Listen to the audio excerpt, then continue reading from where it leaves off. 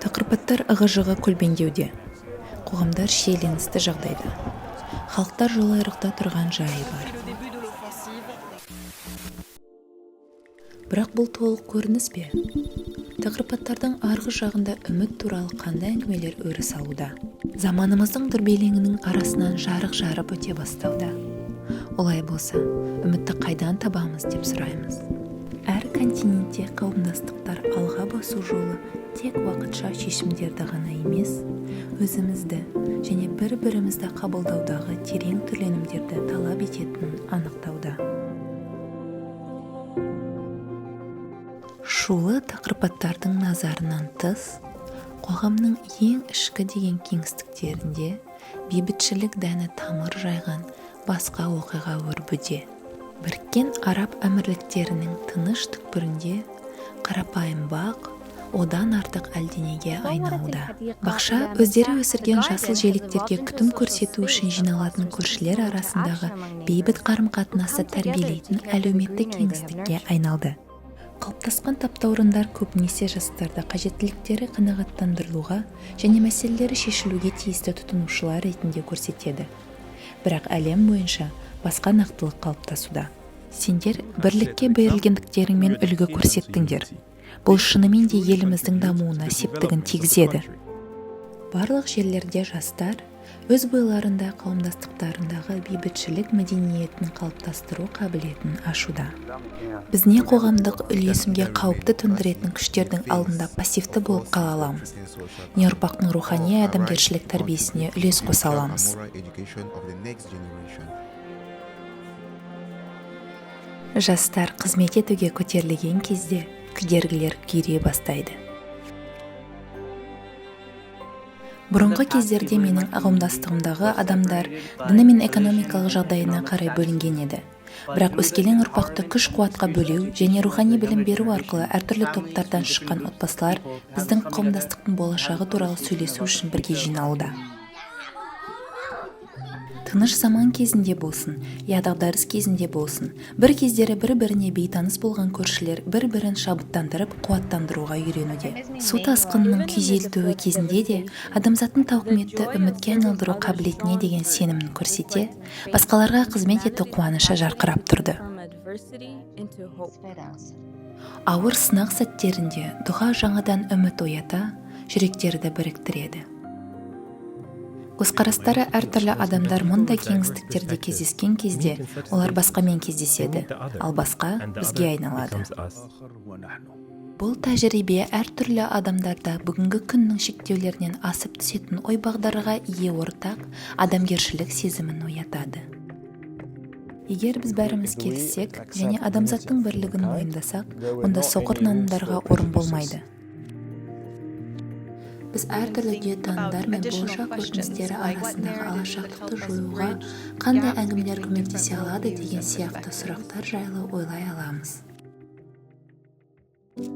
Қоғамдар діни экстремизммен және ғылыми скептицизммен күресіп жатқанда, Әзербайжандағы бахаилар ғылым мен дін арасындағы үйлесімділік тұрақты бейбітшілікке әкелер жолды қалайша ұсынатынын зерттеді. Біреуі зияткерлік ізденіс арқылы бізге материалдық саланы ашса, ал екіншісі өмір бағытын тауып мағынасын іздеуге көмектеседі. Бірақ екеуі де адамның игілігіне қызмет етеді. Бейбітшілікті құру адам өмірінің барлық аспектілерін қайта қарауды талап етеді. Технологияда адам қадір қасиеті бірінші орынға қойылғанда, жаңа болашақ көріністері пайда бола бастайды. Егер біз барлық адами тіршілік иесін білім өндірісінің белсенді қатысушысы бола алатын адамдар ретінде қарастыратын болсақ, онда біз әлемнің бір бөлігінде өндірілген технологияларды жай ғана алып, оларды басқа қоғамдастыққа жаппай қолданамыз деген идея мүмкін болмай қалады.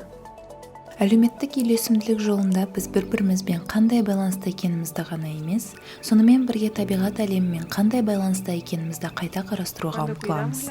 Табиғатқа сүйіспеншілікпен және даналықпен қамқорлық жасаған кезде біз биоалуантүрлілікті қорғап қана қоймай, сонымен бірге ұжымдық рухани өсу мен дамуымызды тәрбиелейміз.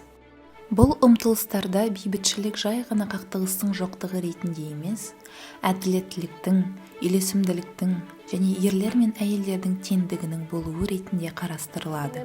Кеңесу отбасыларға бір-біріне сүйіспеншілікпен қарауға мүмкіндік береді.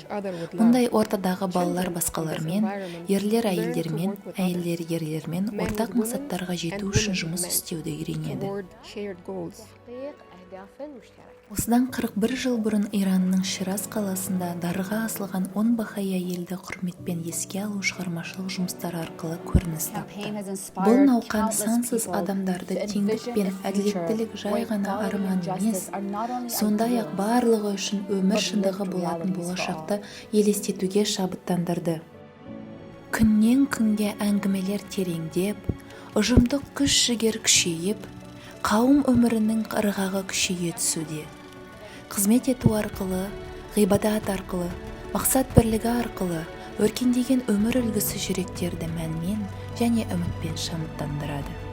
Адамдар ең маңыздысы ол физикалық дене емес, олардың жаны екенін түсінген кезде касталық жүйе әкелетін айырмашылықтар ақырындап жойыла бастайды.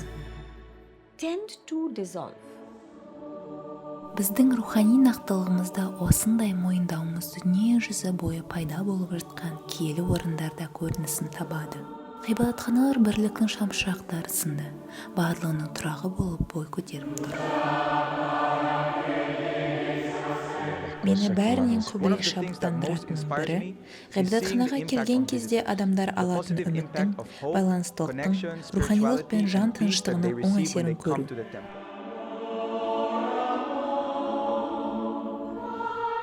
Еуропа екінші дүниежүзілік соғыстың күйзелісінен кейін қалпына келуге ұмтылып жатқан кезде, Хофхайм Лангейхайнның бейбіт жерінде бахаи ғибадатханасы бой көтерді.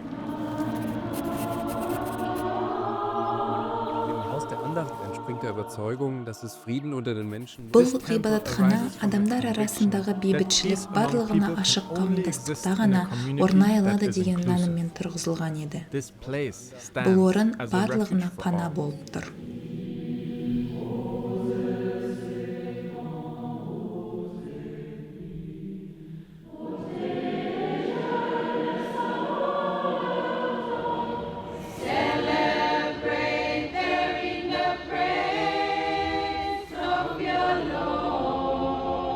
Папуа Жаңа Гвинеяда бахаи ғибадатханасының салтанатты түрде ашылуы алуан түрліктегі бірліктің әлеуетті көрінісіне айналды.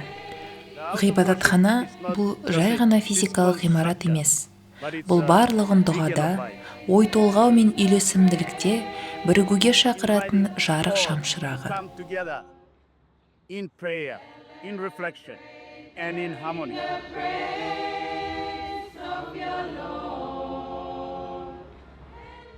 Күшейіп келе жатқан жүрек қағысы іспеттес, бұл бірлік рухының бүкіл әлемнің барлық аймақтарына таралуда.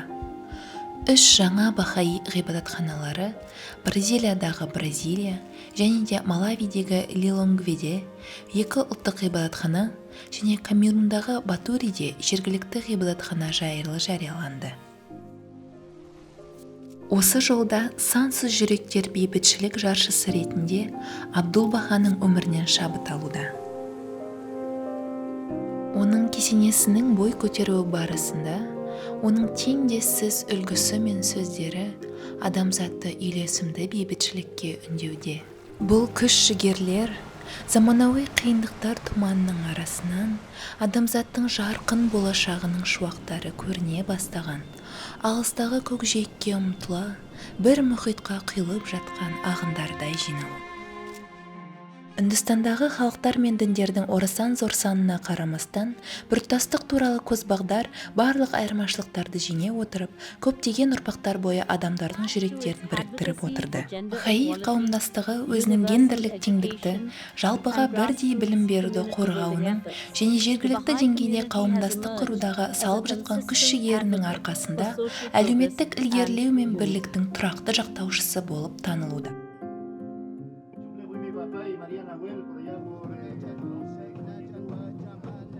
Радиостанция 40 жыл бойы бабалар даналығын, Бахаи ілімінің рухани қағидаттарымен өрімдеп келе жатқан Чилиде дәл осындай үміт рухының үні таралуда.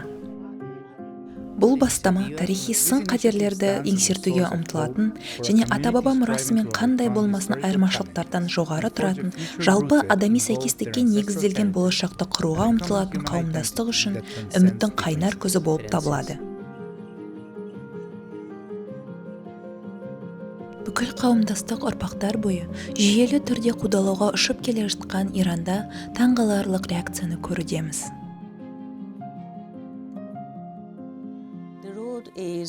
Жол тік өрлі де тасты, бірақ біз бой ұсынушылығымызды сақтай отырып, қолымыздан келгеннің бәрін жасаудамыз. Біз қазір де орын алып жатқан қуғын сүргінге қарамастан қызмет етуді жалғастырғымыз келеді. Еменде, тіпті ең ауыр сынақ сәттерінде де Бахаи қауымдастығының мүшелері түрмеге қамалып жатқанда, олардың реакциясы шегіну емес, ары қарай ұмтылу, қызмет ету, бірігу, құру болды. Біз жай ғана жақсырақ қауымдастықтар құрып жатқан жоқпыз.